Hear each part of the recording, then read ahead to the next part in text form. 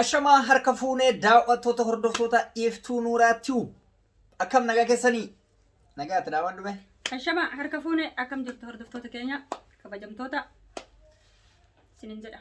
Egaan daawwattoota keenya har'a waan ajaa'ibaatiin isinii dhufe waan ajaa'ibaan isinii dhufe akkuma beekamutti amma dura iftuu gaafiif deebii gaafadhe irratti koomii guddaa itti dhiyeessitanii jirtanii dhukkee irraa kaastanii baga dhukkee irraa naa kaastanii galatoomaa baay'ee naa galatoomaa isiniin jedha maaliif gaafin ani gaafadhu gaa ciccimaadha hin beeytanii gaafii ciccimaa san maanoo tuysiise garuu ergasii as jaarsummaa baay'ee natti argachuudhaan gaabbii baay'ee argisiifte egaan gaafilee akkasii ciccimaa gaafachuu koon dura mee waa'ee guyyaa saniiti irra deebitee yoo yaaddu akkamitti akka hubatte irraa hubannaa mee wanta gaafa san si gaafadhe maanoo si tuysiise san ergasii akkamitti hubatte ejjennoon kee isuma san immoo xiqqoo ejjennoo kee jijjiirtee jirta mee waa'ee haadha kee irra jaallatamoo jaalallee kee irra jaallataa san irratti ejjennoon kee ammaaf akkamime namoonni addullee si qeeqanii jiranii miidiyaa feesbuukaa fi miidiyaa yuutuub irratti na qabdanii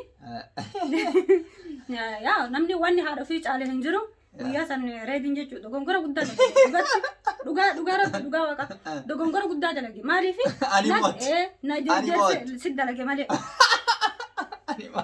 maaliif beekta na jirjerse jaalallee keeti moo haadha keeti naan jedhe ani yeroo sanitti gaafii biraa waan inni na gaafateef jecha jarjara keessa jaalallee kootii fi haadha kootis qixxeedhaan jedhe akkasitti filadhe jechuudha. Inni ammoo gara biraatti qayyareen harka balleessa jechuudha. Ergasii mootu ergata akkas jettee jaalallee keetiif iddoo guddaa qabda jechuudha. Ennaan jaalallee kee kana ol kaaste isheen kaande jechuun jaalallee kiyyaaf iddoo guddaa qaba. Garuu bakka haadha sanitti na dogongorsiisteerta.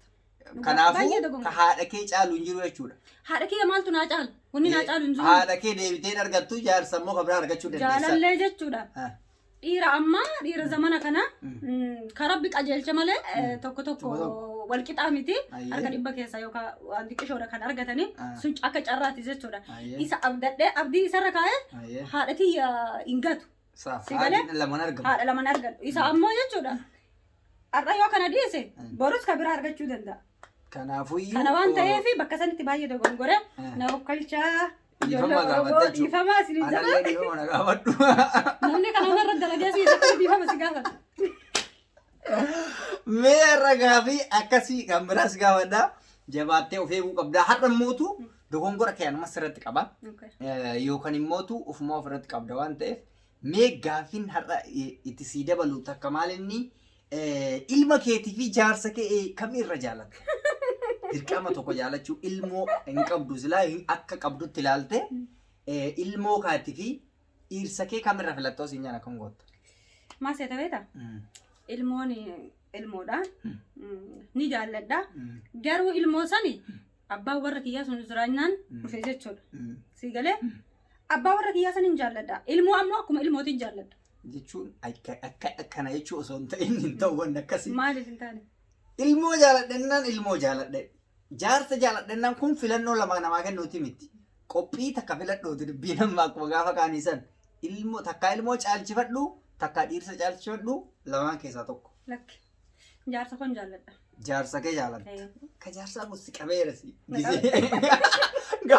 Guyyaa duraas ka jaarsa si qabee ammallee mee odoo daawwattoonni koomis ittiin kaasin dura waa'ee wannootitti si deebi'a.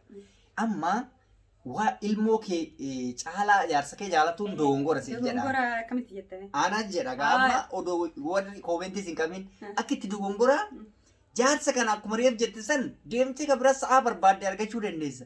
Ilmoo tana argachuu dhabuun kee Allahu alam hin beekamu takkatti dura argatte san booda waan kennaa rabbii taateef ilmoon tun namni takka dhalee fa'aa dhabuutu jira takkatti sanuu argachuu dhabuutu jira. Ati garuu dhiirsa bor bahee ka biraa bor fiduu dandeessu. Bar dhiirsa yoo inni dhufuu baate ofiifuu hin fidanii. Ilmoo garuu hin fidau jettee hin fiddu. Dirqamaan ati garuu dhiirsa kana rajjinnii waan si dhaheef mi'a amma akkam yaada si jijjiirsiise moo hojjennoon kee akkasumatti itti dhufeera. Maal seeta beeta? Ilaa ilmoollee rabbitu namaa kenna. Sanuu shakkiidha sun argamuu dhabu. Jaarsa sanillee ammoo jaarsa qajeelaa of rabbumatu sii kenna. Akkasii miti jaarsi baay'eedha garuu. Jaarsaan bodoshaaree kana gadi baate lamaa sadii fiddeen dhufta tokko dhiisu. Jaarsi sun argamnaan ilmoo sun argamte waan ta'eef. Maafi mushkila jaarsi boo ati bar dirqama kasargii godhee si fuudhu qofa eeguu hin qabdu. Jaarsi yoo dhufuu baate bar aboo kootume si jaaladhe namicha nan akkana qabaa bakka nama akkanaati yoo jetteen halkan takkatti si dhufeetiniin akka barbaaddu sanillee ariitee qabdaa fiduu hin dandeettu. Ilmoo san ari'uu hin dandeettu, fiduus hin dandeettu, feete heerumteetu yoo rabbi siin kenneen fiduu dhabuu dandeessatti. Garuu dhiirsa akkatti caalchifattee hayyee dhiirsi sii caalaa. Dhiirsi sii caalaa waaqayyo dhiirsa sii kenna san rabbi nu haa agarsiisu. Waaqayyo dhiirsa siidhaa kennu kana ka haadha caaluuf kana ka ilmoo caaluuf kana faxaariin anaaf isinillee isin argisiisuu rabbi jechuudha. Kuni waan dinqiidha. Gaafis gaafatamuu nama cinqee jira. Jaarsa jabeessitee jirta. Hayyee amma gaafii biraa kam si gaafadhe seeta. Ati amma intala Oromooti. Intala Oromoo taatee Oromoo addunyaa jiru kana keessa namni ati sirriitti jaalattume abbaan fedhe anas ta'uu danda'a. Namoota akka Jawaar fa'a ta'uu danda'a. Hacaaluu fa'a ta'uu danda'a. Namni ati xiqqoo dinqisiifattuu fi jaalattu wayii eenyuun? Waan haadha abbaa kee bira hin ta'in. Haadhaaf abbaa miti dhiisa haadhaaf abbaa. Akka Oromootti. Irra naa deebi'e. Akka Oromootti namni ati dinqisiifattu eenyuun guutumaan guutuutti ka fedhe haa ta'u hayyuu ta'e, artistii ta'e, duruyyee ta'e, iyya haja nama dinqisiifattu. Nama kana dinqisiifadhaa. Namni an dinqisiifadhu akka Oromootitti akka hayyuutittis nama hedduutu jira. Hedduu isan keessa. Hedduu kana keessa akka ani dinqisiifadhutti Jawaarii ni dinqisiifadha. Bakka hanga. Jawaarii olitti yoo hin jiraatin ka biraa haa jiraatu iyyuu malee. Haa jiraatus baay'ee jira. Baay'ee jira san hunduu dinqisiifadha. Akka ofii kiyya dinqisiifadhutti jechuudha. Okay, Jawaariin hedduu dinqisiifadha jechuudha. Nin jaaladhalles nin dinqisiifadhalles. Osoo amma hayyee Jawaarii kana hidhaadhaan baasna siin jedhani. Fakkeenyaaf waan wayii sitti qabatanii aarsaa isaa barbaachisu gochuuf hin dandeessaa moo hanga dandeettuun goota kan hin goone sin jira jettee amanta. Fakkeenyaaf. Ani aarsaa isaatii miti nafsee teetu kenniyoo naan jedhan ofirraa bahee nafsee tiyya naan kennu. Sisi ajjeesnee Jawaar baasnaa siin jedhanoo. Inuma du'a rakkoon hin jiru. Yaa? Seenaa dalagee hojii. Dhiirsa keenya jaallatu sanoo kan goota. Rakkoon qabu. Bakka namni hangana Jawaariif bootaa qaba. Baay'isawee anillee akkuma ati jette nama hunda jedha. Garuu immoo hin beeku ani jaalala isin Jawaarii qabdan kuni anallee ana dabalatee hedduu nama dinqaa. Jawaarii rabbi umrii dheeressu bakka jiruttis nagaa isaaf haa kennu. Baay'ee nu galatoomii aarsaa isaaf gootee isa baasuuf cinqamuu keetiif akkuma baastetti viidiyoo kana Jawaar gaafa mana hidhaatii baheen arga jedheen si abdadha.